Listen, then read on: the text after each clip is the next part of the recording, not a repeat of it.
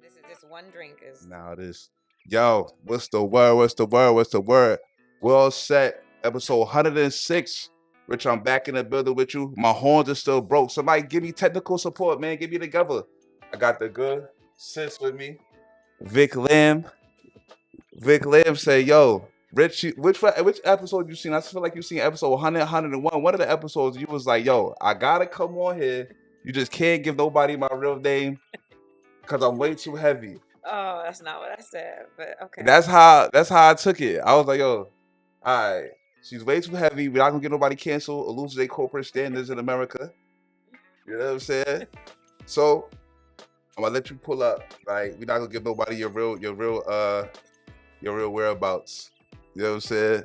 What's good though? Introduce yourself, Big Lamb. Hi. Big Lambo. I'm Vic. I think. Getting a lot of money. Listen, I'm Vic. I live in Atlanta. You can start there. I don't even know how. I know you from school, but I don't really know. Do you remember where we first met? Because I don't. I just know I know you, but I don't know. That's how it be. Probably through Veronica or maybe one of them other AKAs I feel like or it something. was before then, though. It gotta be through some type of Ks. It gotta be before then, though. Even before the Ks? I mean, I feel like you're repping that set a long time. I have since she got the pink it's been on. a long time. I see she got the pink on for no reason. Anyways, it's my work from home attire. But anyways, I'm happy to be here. Thank you for having me. Word. Right? We going since you good incorporated, right? I had to feel like, hey, you know what? Juneteenth is in like 2 days. So this is definitely about to be a Juneteenth episode for real. Cause like niggas wanna know how all of a sudden the Juneteenth was popping up everywhere. Like it was Juneteenth holiday. There's no work on Monday. They talk about, oh, they got special joints on CNBC. Like, yo, we got Juneteenth specials. Like the new black people are learning how to invest. Like they got like they got all type of like new shit that like tell white people that black people have now advanced. It's like, and I feel like this is a part of that. So you know what I don't like about Juneteenth is, you remember Boondocks when they did that episode? Uncle Ruckus did this episode about slavery, and the slaves are drinking like watermelon margaritas and like enjoying themselves. Yeah. I kind of feel like that's what a lot of white people do with slavery, and I'm happy that Juneteenth is recognized, but I feel like what are we really doing for it? Like, are we just doing this to get an extra day off, or like are these major corporations giving money back? Are they talking to their black employees and seeing how they feel? Like, what is working for them at work? Like, what? Like, that's my issue with it. It's just it's a money grab. It's just another day. It's another way and another day to get some money out of the community. I feel personally, you know what I'm saying? Like I don't think any of these companies are really giving a shit about their whoever works for them or even whatever cause they may be given to. It's all a tax write-off. It's like whatever, you know what I'm saying?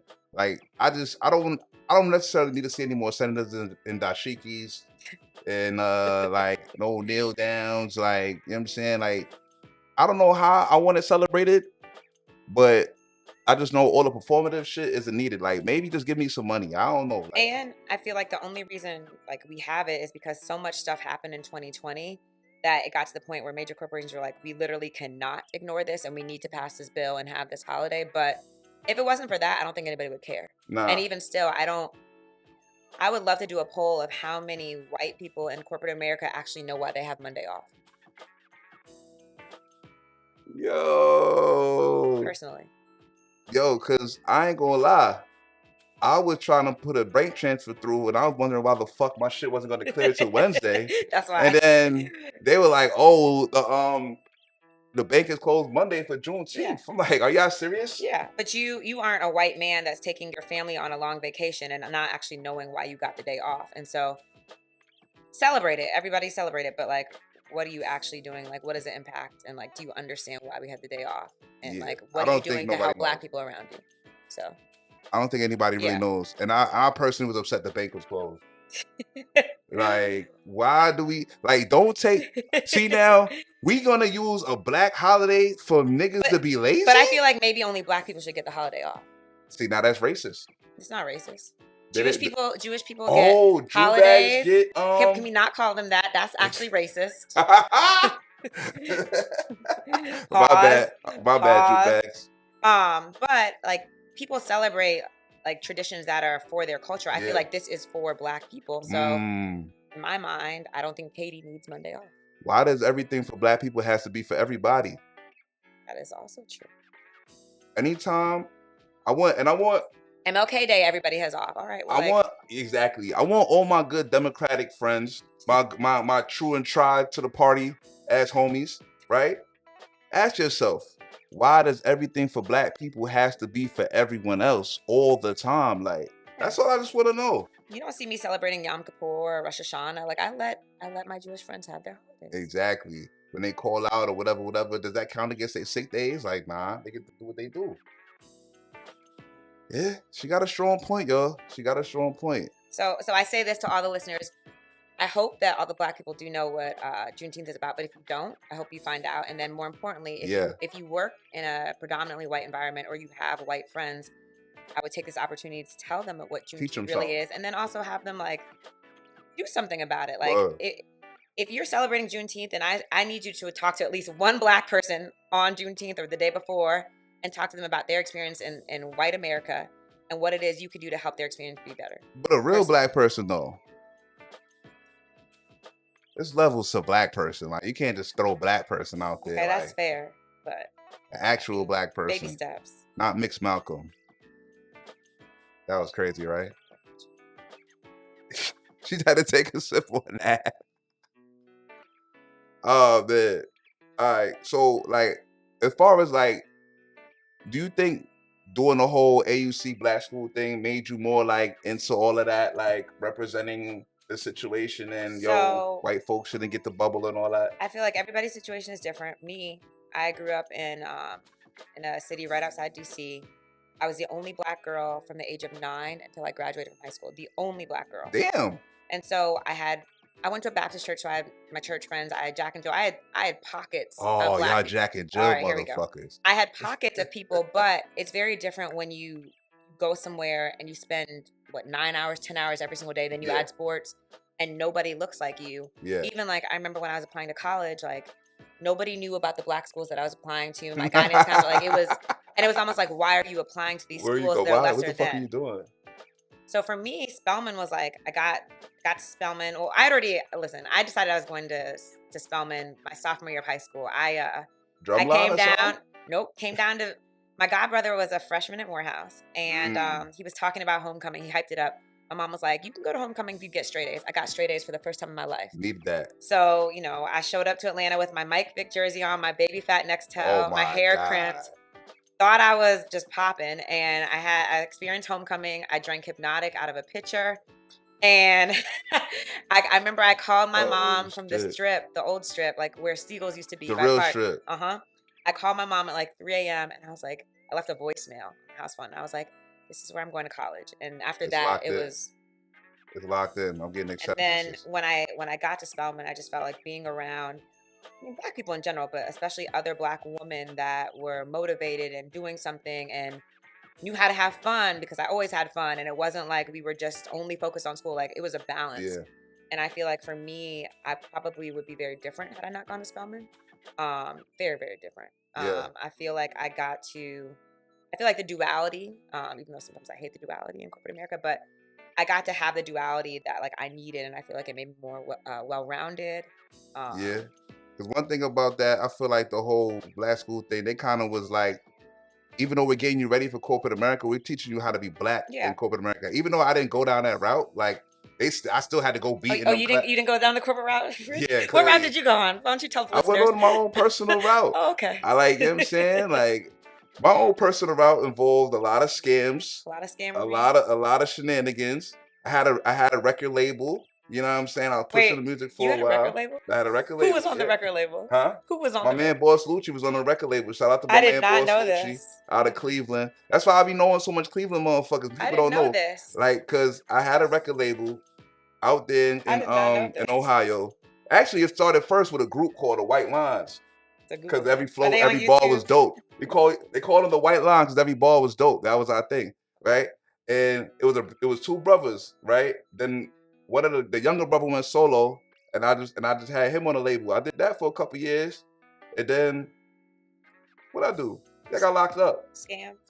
Yeah, I was scamming until a dirty broad told on me, and then Ooh. yeah, now I'm back. We'll leave that in the past. You know, Yeah, onward and upward, moving exactly, forward, better exactly. days. But knowing what I do know about the preparation for corporate America that I went through, even though I didn't dabble because I already had a record, I was like, fuck them niggas. I knew that it was dope because they taught us like, yo, when you black in these settings, like, don't just Yeah. do what they doing. Like, yo, like You have to do so some much more. conversations don't even be involved in. Mhm. Certain situations don't even touch. Mhm. Like I remember what LPD or some shit, whatever that LDP. whatever that shit is, the fucking wear suit class. We had a time we had to go with etiquette. Like they Oh took my God, us I remember. It was like around it was in plates of food, the center, like whatever. the leadership center right across from Spelman. Whatever. Yep. Yeah, exactly. One of them buildings, they took us in a banquet joint. They brought out full plates of food, and was like, "This is how you eat in front of white people." No, they, Yeah, pretty much. Like without saying it, that's what they said. Like, yo, in front, like this is the fork you use when the salad comes. This is the that's their etiquette classes, That's what it was. but not in front of white people classes. I don't think they called it that. Just call it Technically, etiquette class. all right, boom. It was an etiquette class. You know what I'm saying? Okay. But the fact that they had that embedded inside the curriculum, you're not gonna get that at Purdue. You know what I'm saying? Or Facts. Duke or whatever. You know what I'm saying? You're not gonna get that at all. Exactly. So even though I didn't use the corporation necessarily, I still use all them situations to be versatile in different environments. You know what I'm saying? I remember at Spelman, you couldn't walk on the grass, and they were like, "Spelman women don't take shortcuts in life," and like Oh that. shit! I always, that grass was brispy though. Elite grass. If y'all ever seen the grass in Spelman, if they ever let you dirty niggas top on tier, one day, top tier. It's elite grass. Like the shit Bad is bitches beautiful. only, top tier. Just kidding. Nah, she's not kidding. She's not kidding. So that's how they all are. That's how they act, son. That's how they act, right? All right. So when you're doing the whole corporate thing, do you feel like you gotta like put on like a more crispier situation? Because I know you like, I'm like, oh, Vic is cool as fuck. How do you be doing that shit like on a day-to-day basis? You know what's so funny? I feel like this? you say that, but there's I feel like a good amount of people that think that I'm really dry, that don't think I have fun. Like I remember at one point in my career, I was younger in my career, and because I wasn't doing what my coworkers were doing, like all of my coworkers would hang out together, like they would party, but because I wasn't doing that, they thought I was boring as hell. They thought I was just like this quiet black girl that like stayed home and like played with her dog. Little do they know, we're not gonna dabble into my lifestyle, but I was having fun. I'll just say that. And then as far as the duality piece, I think it. Aroma, y'all. I've been in a lot of spaces and places in corporate America, and I think it really depends on your team. I've been in spaces where I've been authentically myself. I've also been in spaces where I've worked with people that I'm cool with, or got people that I'm cool with hired, and so that made it more comfortable for me because I was like, all right, like they understand me. And I've also been in spaces where I don't bring any part of me to work, and it sucks. You just gotta be like a whole different person type shit. And it's on a few different levels. I think sometimes just being black in general, but a young black person and a young black woman, I've had people look at things that I have on aesthetically, or maybe it's the car I drove, and I can tell when they look at me, they're like, we're paying her too much. So there was one point in my career where I remember I used to drive my car like 3-4 blocks from the office just because I didn't want anybody to know what car I had. You like a nigga going to see his PO. That's what niggas do when they go to see their PO. No. Like, there's no way in hell I'm pulling up to the PO office in this whip. Really, and my mom and I would talk about it, and like I wouldn't wear nice jewelry to work. Like I've had those experiences where I've had to like water down myself because people. I mean, to the point where I remember one older man. He might have been like 60, and at the time I was maybe 20, 22, 23. He found out where I grew up, and he was like, "Oh, like that's a nice area." Found out the high school I went to, and like he's asking all these questions, and I could tell it wasn't like in a cool way. No, it was like, I'm surprised that I see a black person that was raised in this environment. I'm surprised to see her have what she has now, and like this needs to end. It wasn't like he didn't say that, but that is literally what I took from it. That's a nasty energy. Yeah, that's the energy to be having though. And so at that point, I stopped when he did that, that's when I think things really changed for me, and I stopped sharing a lot of things about myself. Like, people will get on a call and talk about vacations or talk about, Yeah, and I don't.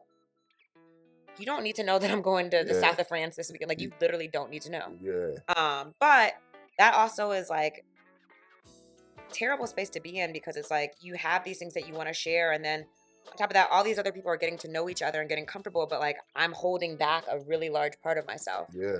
Um, I feel like that's something that a lot of like young successful black people in corporate and shit go through. I got a lot of friends. They go, the same shit you saying right now. They all go through that shit. Like damn near, like yo, we can't. I can't really show. I can't wear certain designers. I can't. yeah. I can't. I'm not gonna drive a certain car to work just What because. it is people, a lot of people, and I'm not going to say all people because I've had totally different experiences in some spaces. People want you to be happy that you're just there and that you're existing. No, really. And so it's like Cause they they're think, happy to be yeah, there.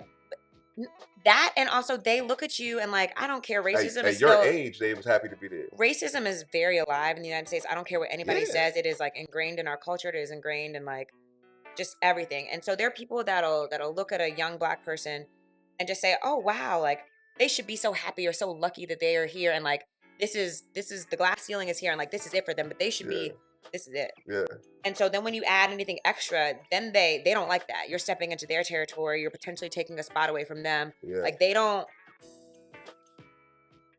Racism is a funny thing. There are a lot of, and I'm not just going to use white people. I'll just say people, period, yeah, that say they're not racist, yeah. but they're not racist until they think that you are potentially the same level as them. See, And so right. as long as you're inferior, it doesn't matter. Exactly, right? I think a lot with that racism shit, like a lot of people like exact like they say they're not racist, but they subconsciously feel as though they're above you. Like there's Hmm. like there's a separation. It's subconscious, you know what I'm saying? They don't even realize it, you know what I'm Hmm. saying? I had a white woman say to me that Egyptians were obviously aliens. I said, "What the fuck are you talking about?" I'm like, "Black people sailed across the world way before y'all even knew the world existed."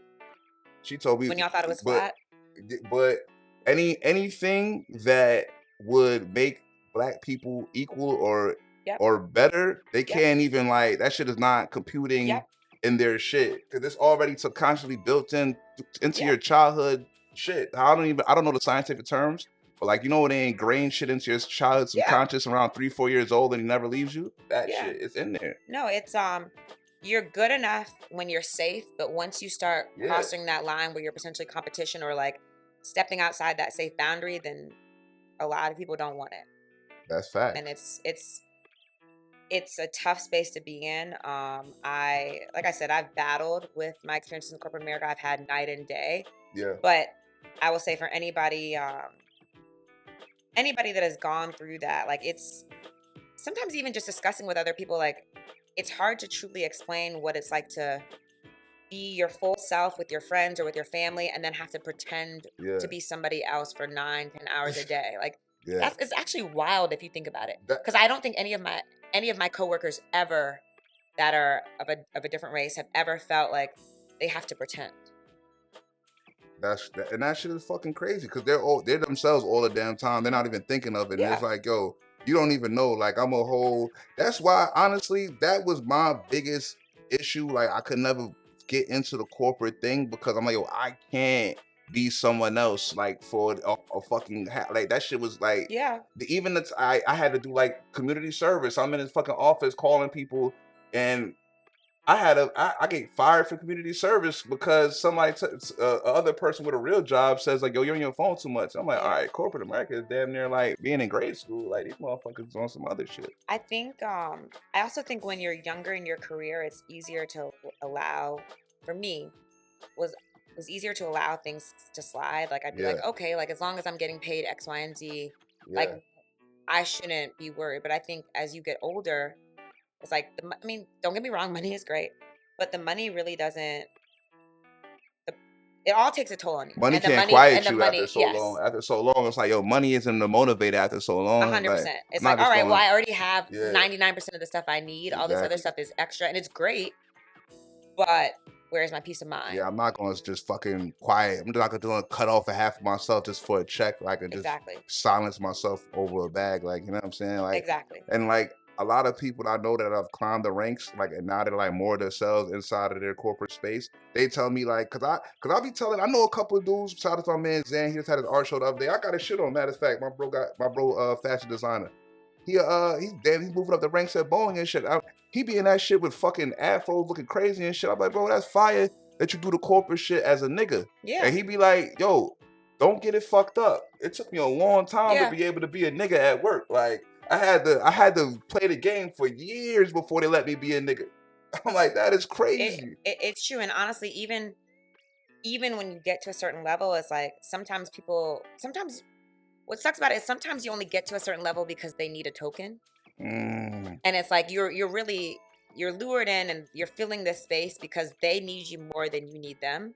And so you might think you can truly be yourself, but really they thought you were safe and they thought you checked these boxes. So they allowed you to come in their space. mm, And then when you actually are like, oh, I'm here now, I made it. Let me like let it all down. You yeah. really can't.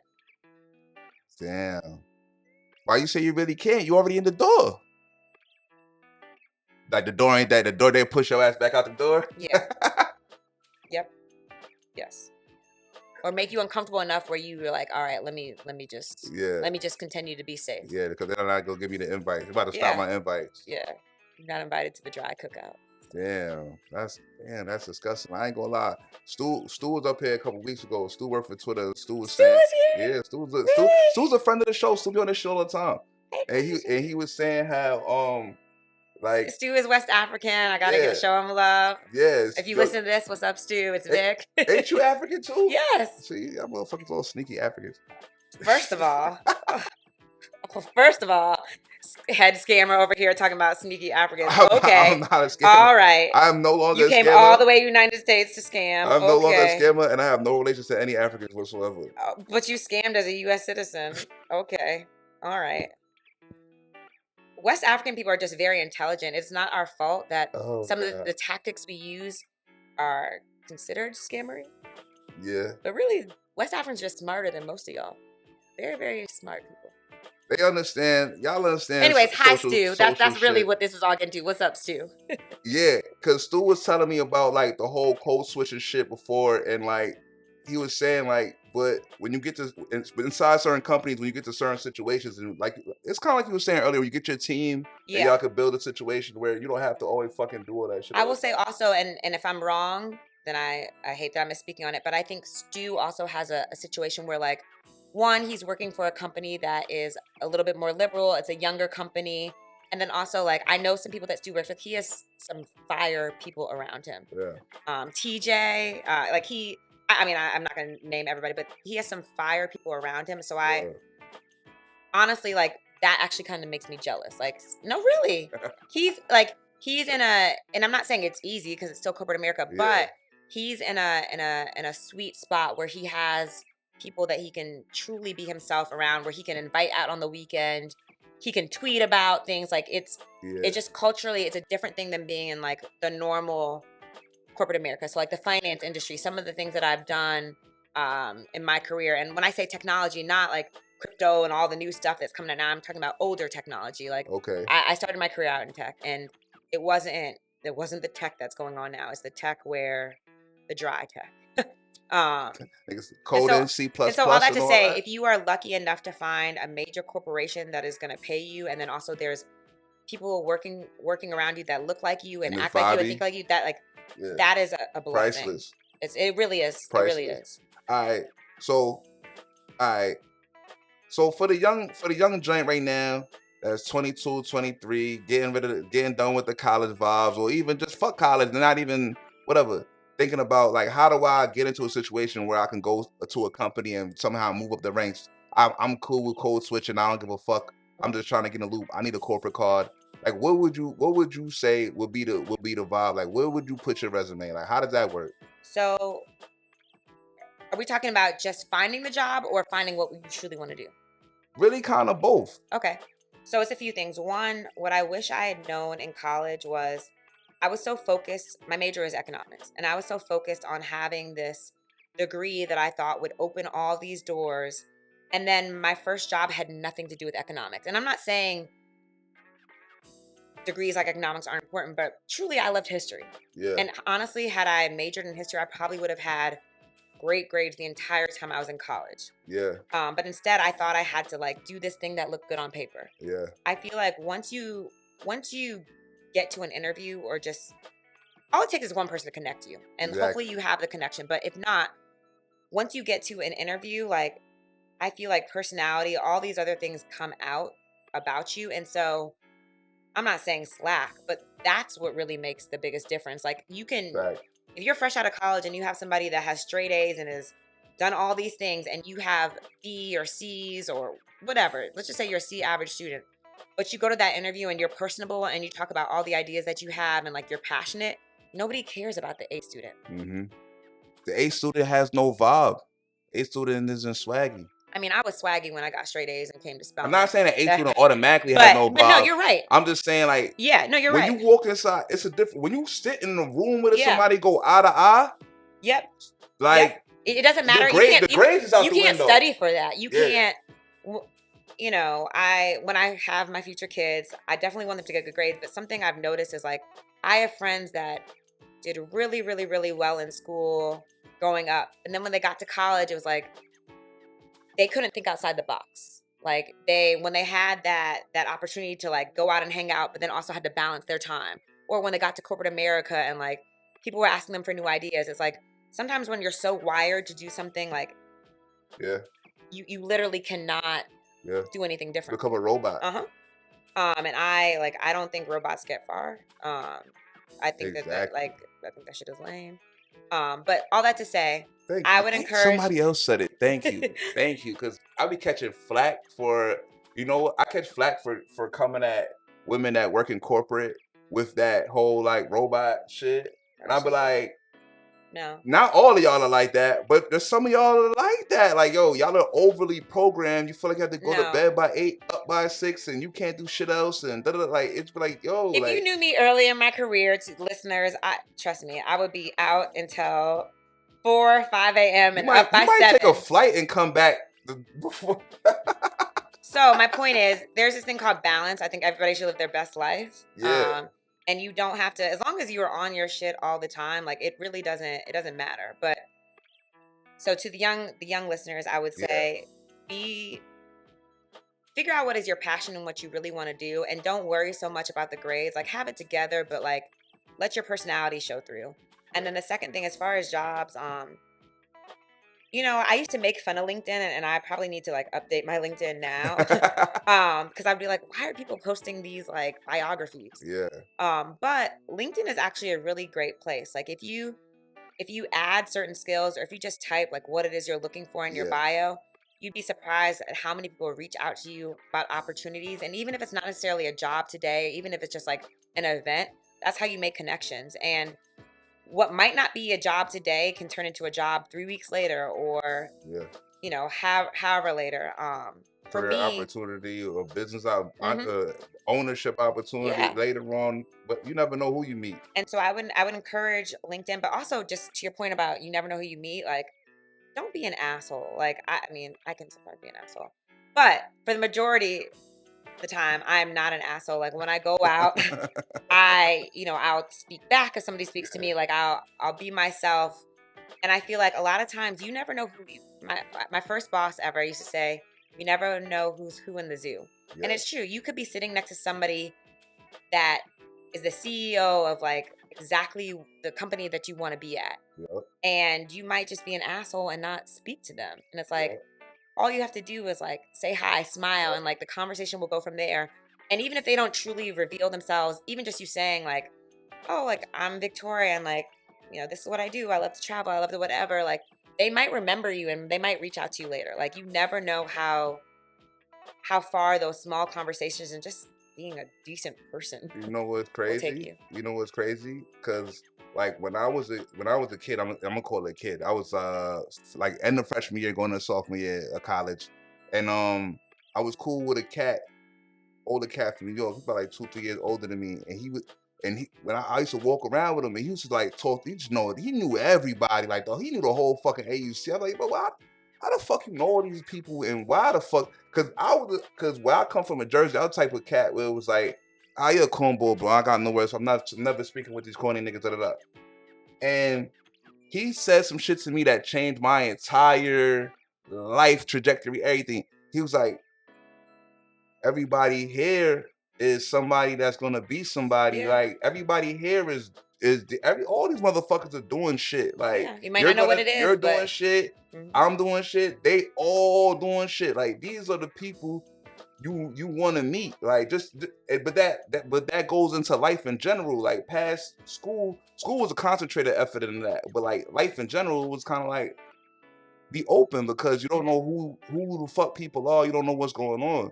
And I took that. If I ran with that shit, that shit got me far as Yeah. a motherfucker. I ain't gonna lie. Like that type of shit is always like that Yeah. shit that always stick in my back of my shit. Like yo, you never know who's who. You never Yeah. know who you gonna meet. You never know any of that. You know And what I'm also, saying? it's like you might, at 21 years old, you might think you're set on this path, and like that shit might change 10 years later. Oh You know no, what it's I'm saying? gonna change. It's gonna It's gonna change. change. If you think you know hmm your life at 21 or 22, you're a goofy. You know what I thought at 21, 22? I thought that by 25, I was gonna be married. I was gonna be having my first or second of 5 You see, children. you like that type of joint. Yeah, Like and you had a plan. Like you yeah, seem like a drunk that had a plan. I but I know was you had also, one. I think I had a plan, but I was also, when the plan changed, I was also okay. Like, Yeah. and that's actually an important thing. Like, no shade to anybody, but like something that I've noticed is like with women, there's a lot of pressure to like get married and do all these things at an And early they age. pressure us. Okay. I know people that have gotten married because they felt like they had to be married. Like that same idea that I had for myself that I had to be married at 25. I know people that got married at 25 and regret it later because they grew up and they changed so much. Like I honestly don't think anybody knows truly who they are until 30 and after. Yo, you fist bump me, And son. so all that to say, like the plan that you have for yourself, especially at such a young age, like at 21, you haven't really experienced life. I mean, you've had some things happen, but you really haven't You don't experienced know life. shit. Your parents, for the most part, if you have parents or like just a family environment they grew up with, they're still probably helping you out or just still somewhat of a support system. You haven't really experienced grief. You haven't experienced trying to like fully pay your mortgage, your rent, a car note, Yeah. keeping a job, not even having a Yeah. job, keeping a job, You have to the go through and consistency get that through to comes. learn yourself. hmm You And know what I'm so saying? I think Right. understanding that it's okay to pivot, like, and not like, if I were to hold myself to those standards right now, I'd probably think I was a failure because I haven't done some of the things. And it's like, Yo, none of it really matters. I had a chick tell me recently, yo, I was a stripper and I met a guy that just fell in love with me and wanted to marry me. So I got married and had a baby because I just didn't want to be the last old hoe Yeah. outside. And now they're not together, are they? Or they're just, They're still together. She but she just don't want to be currently there. getting Yeah. doing outlandish So shit. you slept with this lady? I didn't. I'm just wondering how. I just heard a story. I heard. Oh, you heard it I from a listened to her friend of a friend. story. Okay. I listened to her story. I said, But "Wow." to your point though, like a lot of women, it doesn't matter if it's pressure from your family or pressure from your strip club friends, your fellow strippers. The bottom line is women, it is ingrained in society that if a woman is not married by a certain age or doing certain things, then she's not good enough. I can think of examples of like beautiful fire women that I know. Yeah. And men have asked me about them and then they'll be like, "Oh, she's whatever age, like she must not be that good." And it's like the fact that that is like the connotation that comes with it, like what if you're just not settling? What if you are fully taking care of yourself and like happy in the space you're in? Also, Yeah. what if you've fallen in love and like You maybe might have fell in marriage love with a fat nigga that just ain't settling down, and Yeah. now you just stuck in love with a fat nigga, so you ain't Or married yet. okay, or That happens. that happens too. Or what if like you and your partner are both experiencing life and like you know It that ain't maybe time yet. yeah, and exactly, and you know You that know you're that nigga. You know you're that king. You know we're not talking about toxic kings today, but no, just in general though, like what if you both like know that it's not like the right time, but like you all are fully invested and you're working on yourself. Yeah. Also, like that brings me to a whole other thing about black men and trauma. Like I think Whoa. Let's get into because you said what if you know your thought is not ready, and I also think that like in comparison to white men and then other races, I think that black men go through a lot of things that are honestly put them in a situation where like it's hard for them to settle down or hard for them to even think about settling down, whether that's not having a father in the household, whether that's not seeing relationships, whether that's just going through life and being told you have to be strong so you don't know how to be emotionally vulnerable or like share your feelings. Like at either I way, mean, at a certain let's point, keep it tall, B. Being emotionally vulnerable and sharing your feelings is doing nothing but giving a joint ammo to blick or bloom you later that's see, on and that's my whenever there's an point. argument or whenever was whatever. And that's Listen, my point. hey, listen, stop, pause the whole show. Listen, Kings, if you ever was thinking about telling her your weaknesses or your vulnerabilities or when you was broke, stop now. Do See? not do it. And Don't see, play you are yourself. continuing the trend. That's my Don't issue play with it. yourself. That's my issue with it. Don't play yourself. I feel like men need to do a better job of scoping out which women they can share their vulnerabilities with. Like you Listen. can't tell it to everybody. As soon as you show her your No, weakness, see? she's gonna stab the knife right in the weak spot, But man. but Don't ever tell her when your money's low. Don't ever tell her nothing that's fucking with you. None of that, B. Go hire a fucking therapist if it's that deep, bro. and see, and Don't tell her that's shit. where we disagree. That's where we disagree. You never. And I'm worried about the power structure and the power struggle. Once you give up that, I don't agree. Once you let her inside your soft spots and all that, where you inside. But Rich, we're talking about the right woman. The right woman. You never know when it's the right one. Y'all should maybe stop sleeping around with so many people. How you gonna know when it's the right one, Vic? Let me know. Talk to me nicely. What I think is knowing it's the right one. I think is consistency over time. Mm. I think that you can I like that. You can meet a girl and you can spend a bunch of money on her, or you can wine and dine her. Of course, she's having a good time, so she's gonna act right. Yeah, exactly. I've done it before. Of course. Okay. So then 5 weeks, 2 months, 6 months, whatever time frame, 2 years, whatever time frame you want to put on it. Once you start like being authentically, when you stop performing, that's the term I seriously. The conversations I've had recently, like performing is a lot of men and a lot of women are We're performing. all performing at some point. But once you get to the point where like, if you're not spending a bunch of money on dinner, or if you're not doing X, Y, and Z, whoa. If we're just in the house, or if I even just tell you something really little, it's not the whole truth or the whole vulnerable spot, but if I give you some little inch about something that is going on in my life, you see how people respond. Like even just saying like, hey, I had a hard day, and not explaining fully what happened. If somebody's like, oh, they had a hard day, and like, all right, well, I'm gonna go home, or like this is boring to me, and they're not engaged, cut her off, cut him off. But nah, listen, men are way easier to do that shit with, because you're so. No, but you can tell. Men are way worse at playing a long game, so you'll know quick when a nigga's not really that interested, when he just wants some pussy or whatever it may be. Women though. Yes. Women are fucking strategical masterminds. But here's the thing: that will fake care to the death. Say something's bothering you, and then don't do anything nice for her for a while. Oh, that's not happening. Yes, it is. I mean, it's happening, but then she's not about to be super then fuck considerate. Her. I literally. Oh, so you're saying that's the litmus? So yeah. What? How long do you tell her you going through some shit, and then be like, yo, it's not I'm going through shit. It's like, yo, like some shit is really weighing on me. Like I don't even just some stuff is really weighing on me, and like I don't feel like turning up. Like I just want to hang in the house and relax. And I'm not talking about having sex. Okay. I'm not saying take advantage of the situation. I'm talking about literally spending quality time. So that's in the house. If you're not willing to come chill at the crib on some chill shit, then you're not really jacking me. But you probably, like, for the record, that also means don't think you can just invite women over for sex and like not do anything nice. I'm talking about literally you already been dealing with, already courted. I'm talking about literally a woman coming over, spending time with you, y'all ordering dinner or cooking dinner together, watching a movie, holding hands, cuddling. I don't care. I think it's holding hands. Whatever it is, I'm a hand holder. Doing whatever it is that you do that makes you feel comfortable, having real conversation. If after like one or two of those, you just notice the responses are different, and like she's upset because she's not going out, or you're not taking her to nice dinners, then cut her off. I wholeheartedly mean that.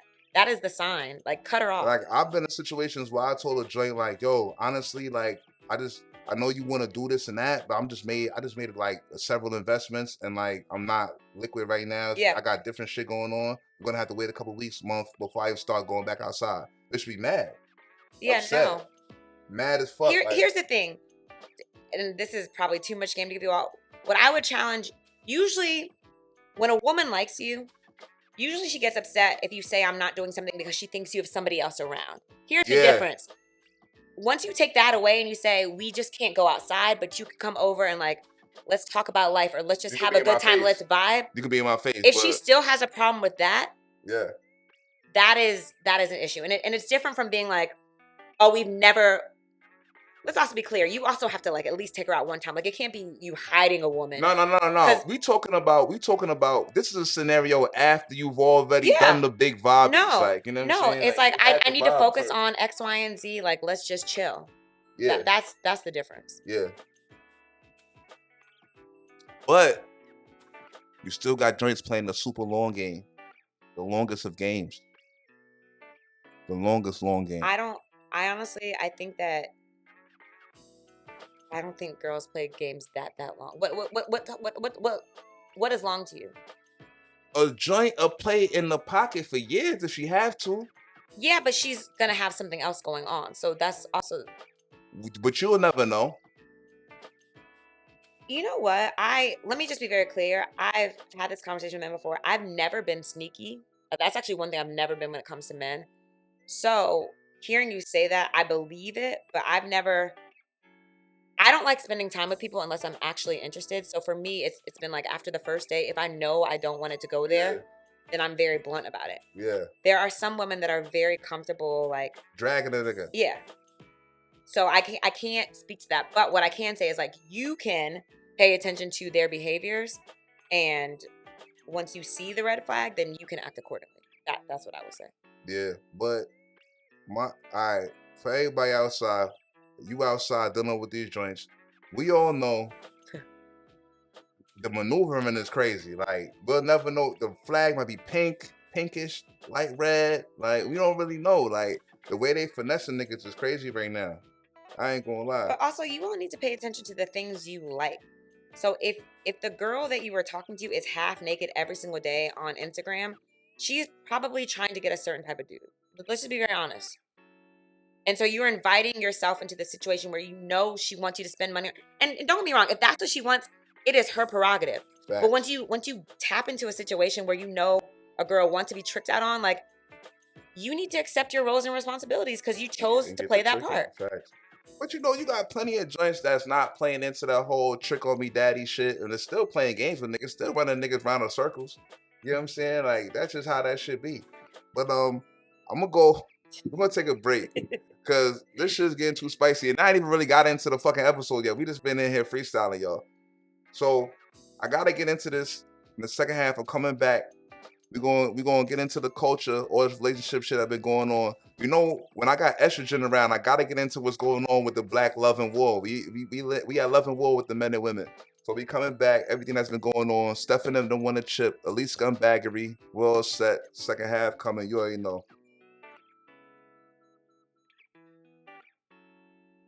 I bet we back. Part two. Part two. I gotta start this shit off. We gonna get into all this crazy relationship drama that been going on in the streets. I gotta start this shit off with the elite scumbag of the week.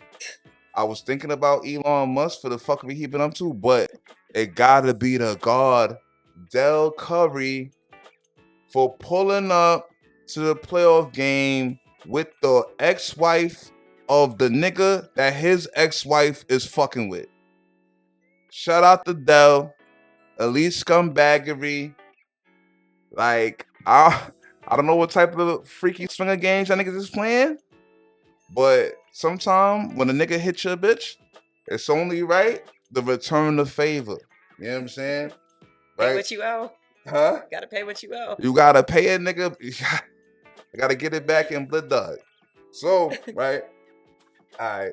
My man Dell's a lead scumbag. It's a lot of freaky shit going on in the NBA.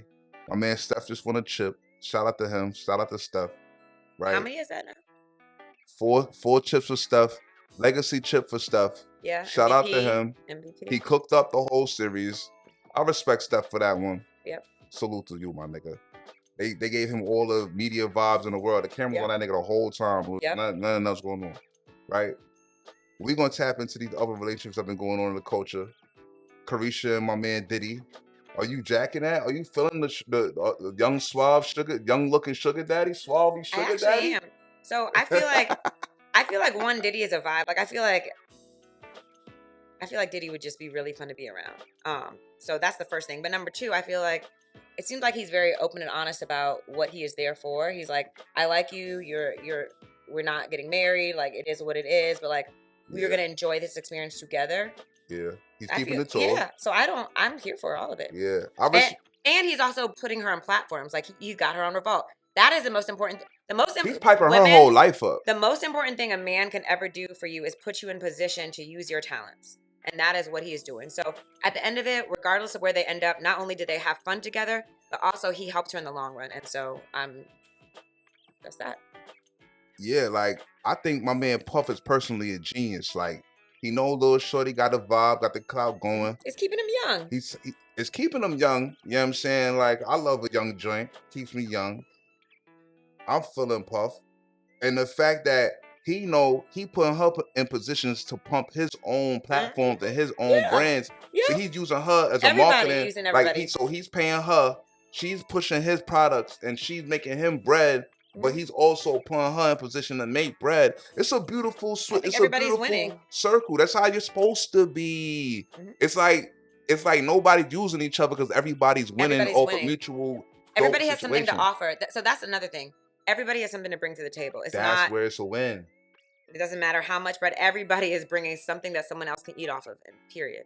And that's see. At the end of the day, that's really the truly beautiful cycle of like friendship, business, entrepreneurship, relationships, anything. Like if you can fuck somebody, but you can also prop each other up and get a circleistic bag that never stop rotating. That's where it's really the illest shit. Like that's really the illest adulting to me. Like we wildin', we burning the candles on both ends. We're getting a lot of money. The money is circulating between us. We helping each other build, and we doing a lot of fucking. That's some elite adult fun shit. That's how life's supposed to be. And I feel like those situations, they don't really end badly. Like it might not end. Yeah, it's not gonna end in marriage. Yeah, but it's like okay, like no matter what, I promise you, they're always both gonna have a lot of love for each other. Homie. Period. Like they will. Exactly. Yep. Puff is a Scorpio, so I already know how those end. Like they just trail off, but it's mad love. Like I already know. Like this is my man, Puff, my nigga B. Shout out to you. Oh my, you know what? I didn't realize Puff was a Scorpio, but you reminded me of. Do you remember? Do you have our own CD? Yes. Do you remember Jealous Guys? They're like, my name is Puff Daddy, and I'm a Scorpio. Ladies, it's some jealous.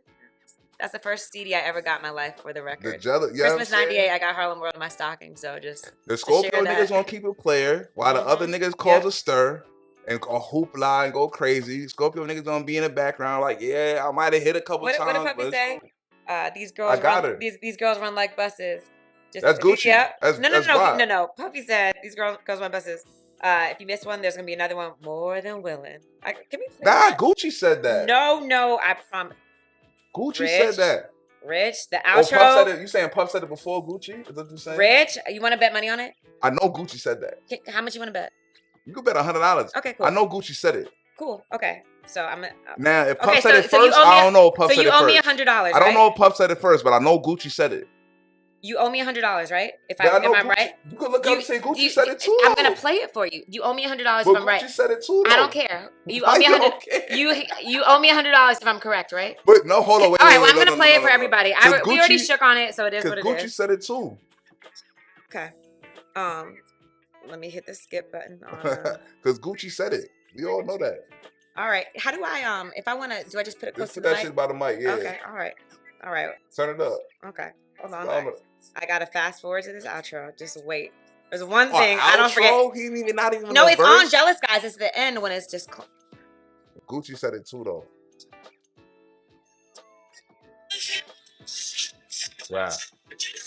Oh, baby. Oh, whoa. Okay, hold on. It's coming up. Hot Shorties know more about rap than y'all niggas. Mad niggas never even heard this song. It's crazy.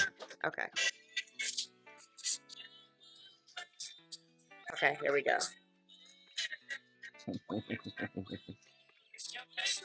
Okay, here we go. Hold it up, big mic.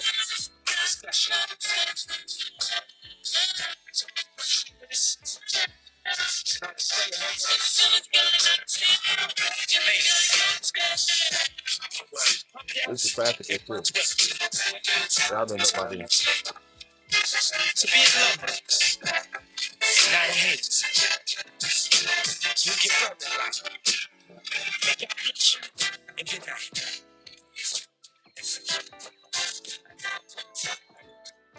Oh wait, no, it's in the beginning. Fuck. No, no, no, no, no, no, no. He said, "My name is Puff Daddy and I'm a Scorpio. I swear." Yeah, nah. But Gucci also said the girls was like busting song. Even if Puff said He it. got They that from both said Puffy. it. He might have got it from Puff.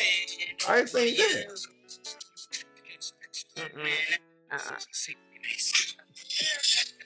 I have to find it. I'm not gonna let it go. So there it is. Ooh, right on the mark. Okay.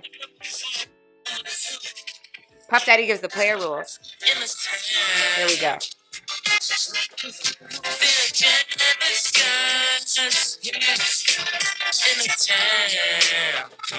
That's right. You see,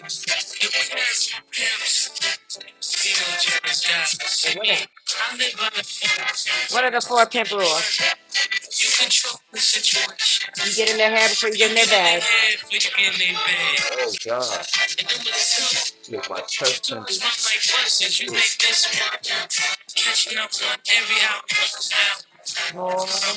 He said you catch a new one every hour on the hour. Gucci said, miss one, next 15 one coming. See? I didn't say any of that. I Yeah, actually no, said you exactly said what I girls is said. like buses. And then you took it. You know this is roll recorded, right? Because you said girls is like Okay, buses. we'll run it back. Miss one, next 15 one coming. That's I what did not Gucci say. said. I did not say that. Yo, that's crazy. You know this Okay. roll recorded, right? Okay, well we'll run it All back right, later. when we Anyways, back to the topics. All I was saying was that I'm here for Diddy and Caresha. I think that this is mutually beneficial. I think they're enjoying themselves, Yeah, and I feel like facts. they're both gonna when and if it ends.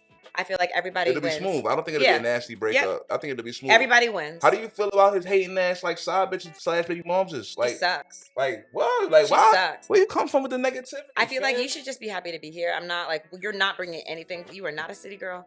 You're not bringing anything to the table. Like just play it.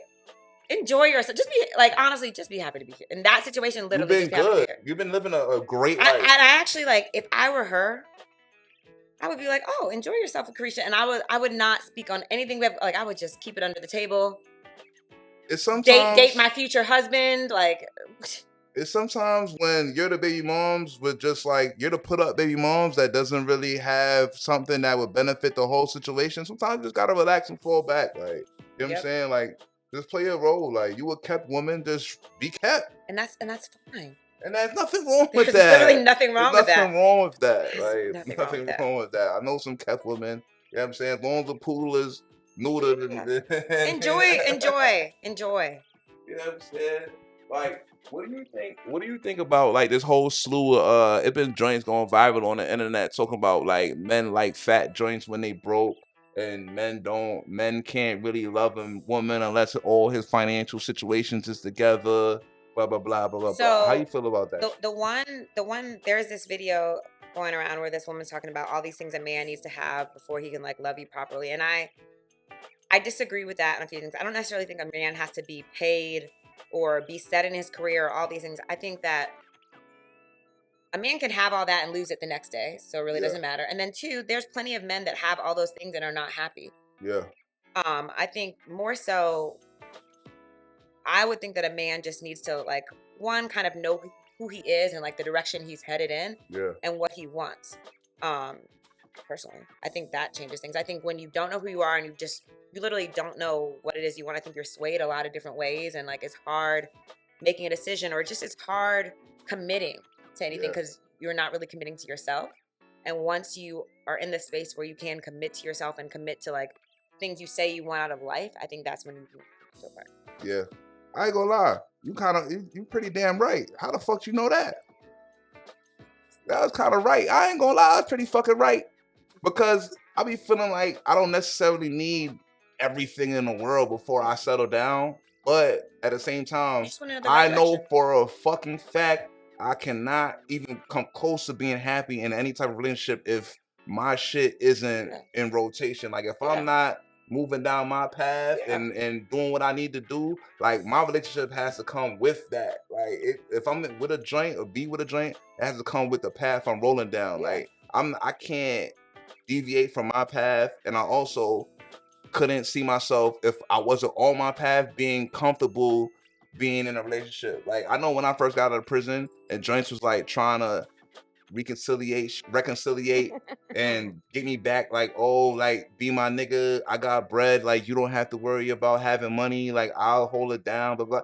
No, bitch. Yeah. Like I can't live like that. Yeah. You know what I'm saying? But there are men like that, but those aren't. I don't think those are the men, the true men that we know as men in life. And You know I what also I'm feel like there's a very big difference in a woman saying, you know what you want to do, you know your path, and I'm gonna hold you down till you get there, as opposed saying? to you not even knowing anything on your Yeah, path. yeah, yeah, Those are two very, very different things. Because exactly. Cause, if cause you I, know what you want and she's helping you, she's gonna be that stepping stone, cool. yeah, But like if you were just sitting there, I'm not gonna give you I'm not gonna put you in a space where you can one look back and resent me. yeah, I'm not gonna play myself like that. So I'm cool. Like, bitch, I can figure this shit out on my own. And when I figure it out, I'll be back. But until yeah. then, like, I'm not about to sit here and let nobody fucking carry me and training wheels me, because that's not being a man. And then, like women do, well, let's talk about it. They're gonna throw the shit back in your face. But Splow, can muddy we your can we face. talk about something though about that not being a man? I do agree. I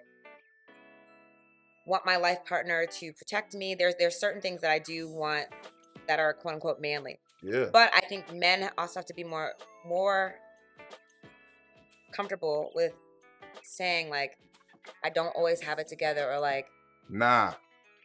I feel like that's a whole nother episode. So We're like not doing that. okay. Because the second us as men let y'all know that certain shit ain't right. But I'm saying with the right person. I'm not saying with everybody, but I'm saying with the right person. Yeah. That's when you gotta be deep in. You gotta be like like we in there. Well, until but starting some shit off, You just men, my niggas don't even try to even think about That's starting fair. nothing if you I ain't. agree. I don't think, but I also don't think you should punish women for like, I know men that resent women because they aren't their full selves. And it's like, you can't do that either. What you mean? Break that mean? What that mean? Break that down a little like, more. for example, I know married men, for example, that let's just say they got married really young. They got married at Mhm. 19 and Bozo, you're bugging. I didn't say that. If you did Young that, you're love. tripping. I'm going to call it young love. All right. They got married at 19 and their partner at 19 saw this idea of what marriage is this man that is the breadwinner that takes care of our family. Yeah. And over the course of time, this man has always fed into that. But because he's always fed into it, the wife has never really understood that he should have a moment of weakness, or that he goes through things because he's keeping up everything for the family and Yeah. this image that she has. That's what I'm saying. And then that grows into resentment.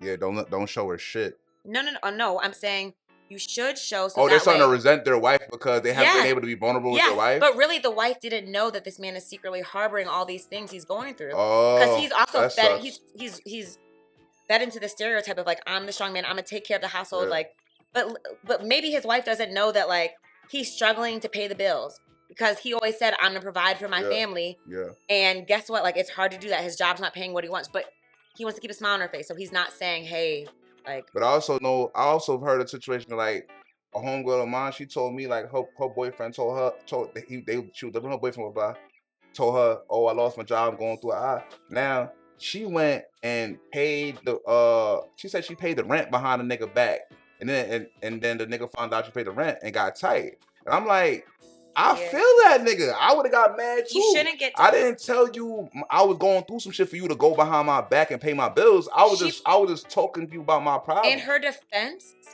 she probably thought like, if I ask him, he's gonna be like, don't pay it. So like, let me take this off his plate. Yeah, but young king. We niggas though. We don't. But y'all gotta let that go. As men, that's but you like shouldn't get tight about ego dagger to the fucking ribs.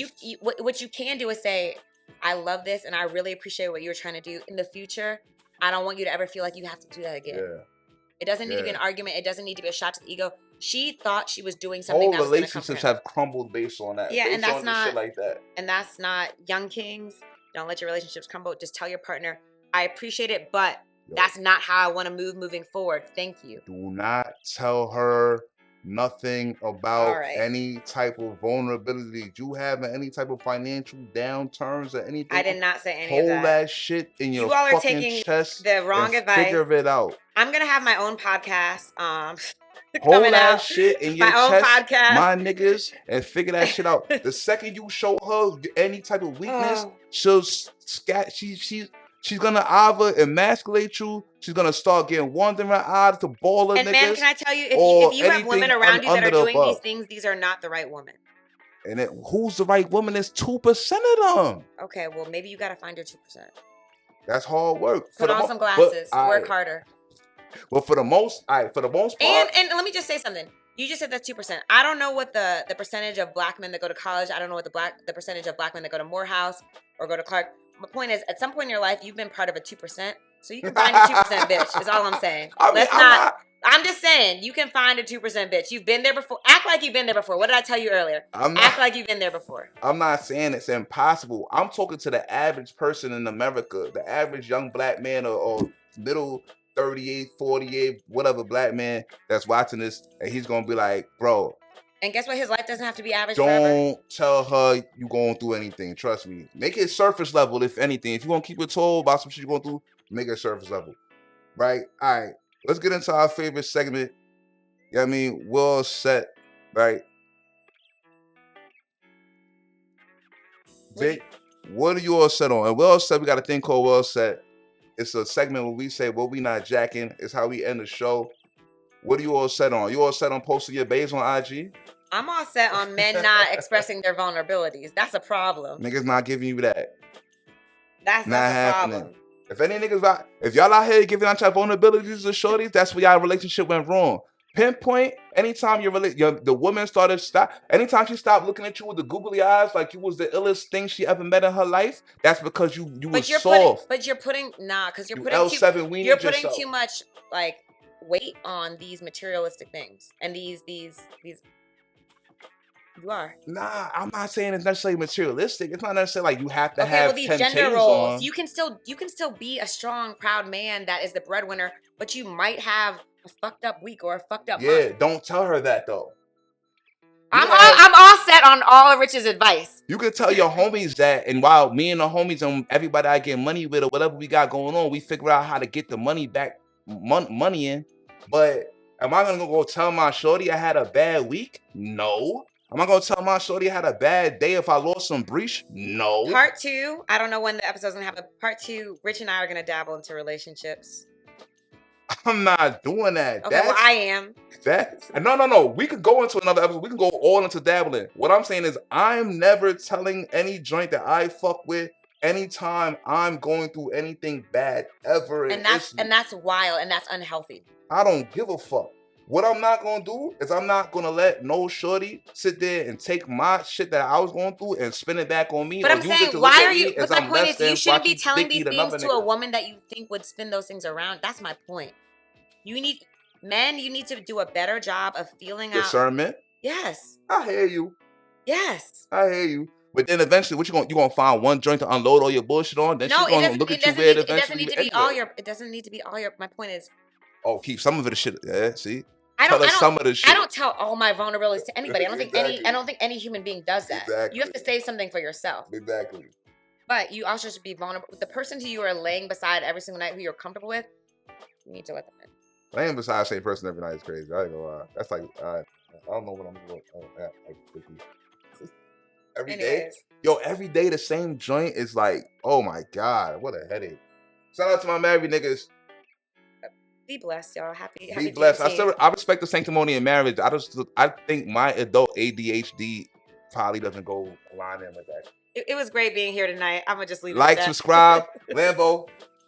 Well, nigga, that you have a great episode. You spilled mad knowledge. Some estrogen was back on the couch, yo. I love this shit. Oh my god, how much estrogen been on this couch? Enough estrogen, but I mean, I'm physically on the couch. I'm gonna be real. Like the past 2 months, it been like too many niggas on my podcast. It been like my shit been getting red pilly. Like yo, it been like 2-3 months of all niggas. Like whoa, a little too much red pill. Well, yeah, I can switch it up. Let's switch it up. This is not a red pill podcast. Anybody, this is not a red pill podcast. This is a vibey joint. You know what I'm saying? We deal with everybody here. You know what I mean?